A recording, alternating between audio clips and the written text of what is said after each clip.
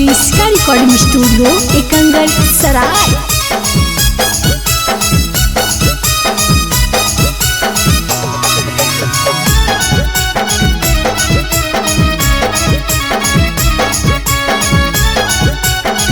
Presented by किसका film.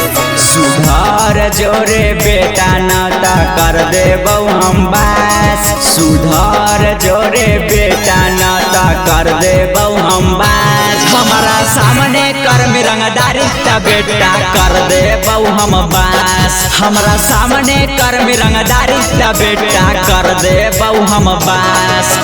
हियो बेटा बड़ा का जिला के रंग बाज।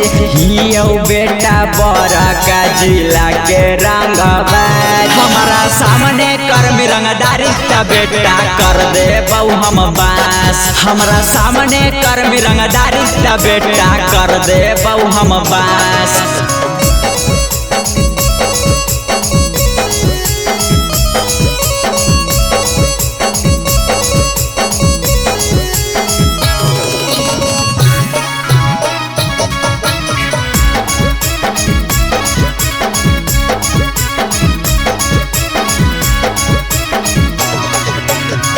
मारा बउता बेटा के हुले तो नहीं भरती।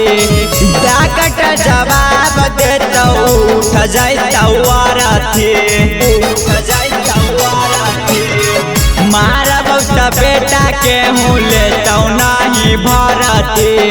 डाकट जवाब देता उठ जाता वारथी। नरको में ना जगह मिलतौ नाही समसान।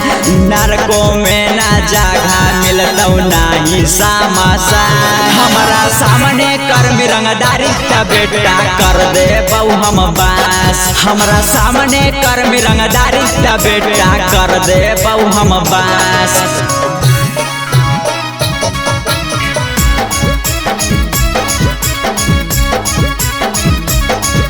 इसका रिकॉर्डिंग स्टूडियो एकंगर सराय। सगरोर बेटा कैले चलही रंगदारी रे। मारा बउटा बेटा काम देतौ ना प्रशासन रे।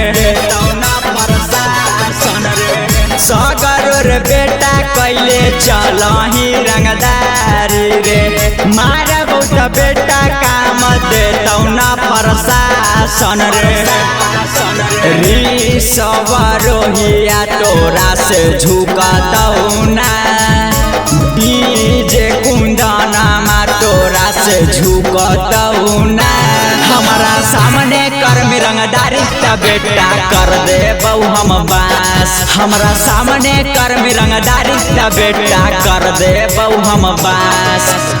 इसका रिकॉर्डिंग स्टूडियो एकंगर सराय।